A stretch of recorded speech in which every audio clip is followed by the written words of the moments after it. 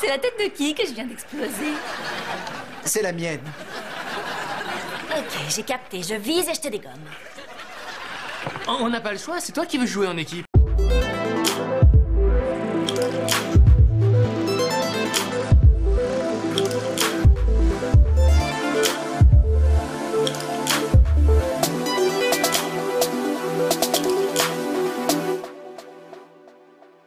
Salut à tous. Alors je dois bien avouer que pour cet épisode j'ai un peu galéré à trouver un sujet parce qu'en fait il y a très peu de termes techniques, scientifiques et surtout physiques qui sont utilisés dans cet épisode numéro 7 de la saison 1 de The Big Bang Theory. Par contre, du coup, je me suis dit, je vais peut-être insister sur un des éléments du fond de décor, voilà. Et en fait, il se trouve qu'il y a une photo de galaxie de Messier 51 notamment, et ça va être l'occasion pour moi aujourd'hui de vous parler des galaxies. Voilà. Et je peux être le 4e joueur? Bonne idée. Tout d'abord, une galaxie, qu'est-ce que c'est? Eh bien, c'est un ensemble de milliards d'étoiles, de gaz et de poussière qui sont liées par la gravitation. On sait aujourd'hui que leur type et leur taille sont très variables. La Voie lactée, qui est notre galaxie, que l'on voit de l'intérieur, puisque notre Soleil gravite à l'intérieur de cette galaxie, mesure environ 100 000 années-lumière de diamètre. Certaines de ces galaxies qui sont satellites de la nôtre ne sont situées qu'à quelques centaines de milliers d'années-lumière, alors que d'autres, complètement indépendantes, sont à des millions, voire des milliards d'années-lumière. Mais comment sait-on tout cela? Faisons une petite chronologie. À la fin du XVIIIe siècle, Charles Messier a établi un catalogue de 110 objets flous. Alors l'objectif de Messier, c'était pas de cataloguer des objets flous, c'était de chercher des comètes qui se présentent dans l'oculaire comme un objet flou. Du coup, il s'est aperçu qu'il y a des objets flous qui ne bougeaient pas au cours du temps, alors que d'autres bougeaient, les comètes. C'est pour ça qu'il a créé son catalogue. Ce catalogue a été enrichi peu après par William Herschel, qui a inventoré à peu près 5000 objets dans son New General Catalogue. Lord Rosse, en 1845, a observé un objet flou spiralé que l'on voit à droite, qui est en fait aujourd'hui, on le sait, la galaxie Messier 51 dans la constellation des chiens de chasse, et c'est celle qui orne le frigo de notre ami Sheldon. Et on sait depuis qu'il existe des objets de formes très variées, donc des spirales, des elliptiques, des spirales en interaction, des spirales avec anneaux, elliptiques avec anneaux, il y a toute une zoologie. Mais à l'époque, la question que l'on se posait, c'est quelle est la nature de ces objets et à quelle distance se trouvent-ils par rapport à nous? En 1920, un grand débat a fait rage entre deux scientifiques pour savoir si ces nuages laiteux que l'on observe à l'œil nu au télescope font partie ou non de la Voie lactée. Ces deux scientifiques sont Arlo Shapley et Herbert Curtis. Arlo Shapley est surtout connu pour ses observations d'amas globulaires. Les amas globulaires, ce sont des amas denses de plusieurs dizaines, centaines de milliers d'étoiles liées par la gravitation en forme de globules. Il en a observé plusieurs dizaines et aujourd'hui, on en recense dans notre Voie lactée à peu près 200.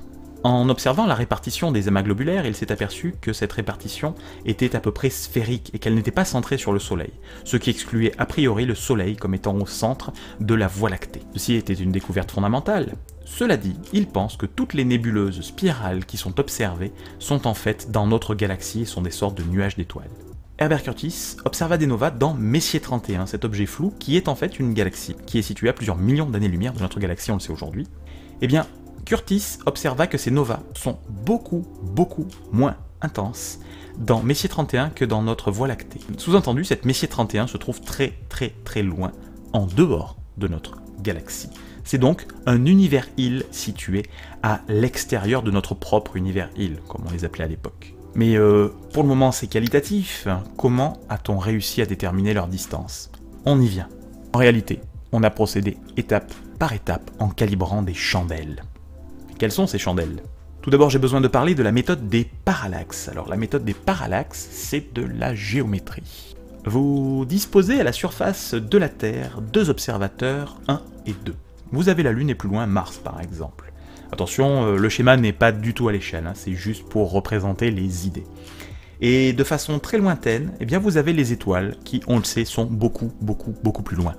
Et qui, en tout cas, sont fixes et ne bougent pas. Donc elles vont représenter un référentiel, un champ de référence sur lequel on va pouvoir dessiner la position de la Lune et de Mars. Le truc, il est là. les observateurs 1 et 2 observent simultanément le même objet, ici la Lune. Et ensuite, eh bien, ils se déplacent, font un long voyage et comparent leurs observations. En remarquant que la Lune ne se trouve pas à la même position dans le champ d'étoiles qu'ils ont dessiné ou photographié, ces observateurs vont pouvoir en déduire un certain angle qui est relié à la distance entre l'observateur 1, l'observateur 2 et la distance entre la Terre et la Lune. La méthode de la parallaxe, c'est ça.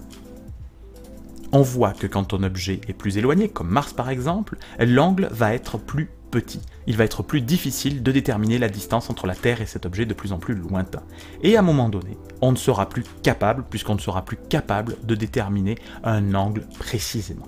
Archimède, 3e siècle avant Jésus-Christ, a commencé à donner un ordre de grandeur, erroné certes, mais tout de même, avec cette méthode. Pour Mars, eh bien, il a fallu attendre Cassini et Richter en 1671 pour avoir une distance à peu près précise.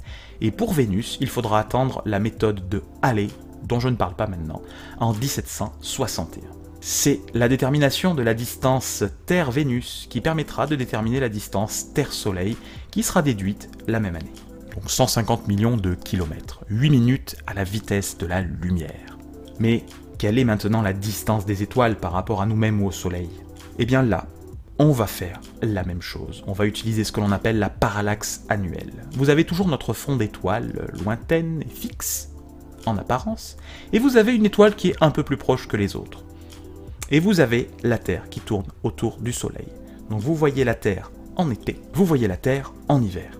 C'est un petit peu comme l'observateur 1 et l'observateur 2, dans la méthode de la parallaxe que l'on a vu précédemment. Et donc à 6 mois d'intervalle, on peut faire des mesures et comparer la position de l'étoile qui est en avant-plan par rapport à la position des étoiles qui sont en arrière-plan. Cette technique a été utilisée de façon efficace pour la première fois par Bessel en 1838, qui a estimé la distance d'une étoile dans la constellation du Dragon à peu près 11 années-lumière. Avec l'avènement des plaques photographiques aux alentours des années 1900, le gain de précision a permis de déterminer la distance des étoiles jusqu'à peu près une centaine d'années-lumière. Donc c'est très bien, on s'aperçoit que les étoiles sont loin de nous, mais il y a toujours des étoiles dont on n'arrive pas à déterminer la distance. Comment fait-on au-delà? Eh bien on a trouvé d'autres méthodes. Par exemple, la méthode du point de convergence, qui combine également l'effet Doppler dont on a parlé dans un speed BBT précédent. Eh bien, cette méthode-là permet de déterminer jusqu'à peu près 200-300 années-lumière les distances des amas d'étoiles, des amas ouverts, comme par exemple l'amas des Hyades, qui en 1939 a été déterminé à une distance d'à peu près 150 années-lumière. Attention, on s'aperçoit que ce n'est pas parce que l'on a mesuré une fois la distance de cet amas qu'on ne va plus le faire. Je vous montre ici une table qui est extraite d'un article qui a été publié en 1998 et qui vous montre de haut en bas les différentes méthodes utilisées avec la précision utilisée pour ces distances. Bon, en fait, ça s'appelle le distance modulus, c'est pas directement la distance, et je ne vais pas en parler dans cette vidéo. Hein, on pourra peut-être en faire une plus tard si on parle d'astronomie de façon un petit peu plus détaillée. Mais en gros, vous voyez qu'on va gagner en précision et que de 1939 à 1990, vous voyez, chaque ligne, c'est une méthode différente avec un auteur différent. Donc c'est quand même un champ de recherche relativement actif. Hein. Les gens publient toujours pour déterminer de façon de plus en plus précise les distances dans les galaxies. Mais il nous faut aller plus loin. En 1908, Henrietta Leavitt va publier une étude qui porte sur 2000 étoiles du nuage de Magellan. Le nuage de Magellan, on ne le voit pas dans l'hémisphère nord, on le voit dans l'hémisphère sud. En fait, il y en a deux, ce sont deux galaxies satellites. Et parmi ces 2000 étoiles, il y en a plusieurs dizaines qui étaient d'une classe particulière, qui étaient des étoiles variables, que l'on appelle des céphéides. Mais une étoile variable, qu'est-ce que c'est? Si je trace l'intensité de cette étoile en ordonnée, en fonction du temps, une étoile qui ne varie pas ou très lentement sur des périodes de temps très longues va représenter une droite qui est horizontale. Notre Soleil par exemple. Il existe tout un tas d'étoiles variables. Mais en gros, vous avez bien compris que l'intensité va varier au cours du temps comme ceci, de façon plus ou moins aléatoire. Mais il existe des étoiles qui sont très régulières et qui varient de façon sinusoïdale, qui passent par des maximums et des minimums avec une période entre les deux phases qui est tout le temps à peu près constante. Et on s'est aperçu que la période et la luminosité de ces étoiles étaient reliées. Plus une période est courte, plus l'intensité est faible, que l'on appelle aujourd'hui la relation période-luminosité. Donc sur ce graphe, vous avez la luminosité qui est tracée en fonction de la période pour un échantillon d'étoiles important, et ce que vous voyez, c'est que cela forme une courbe.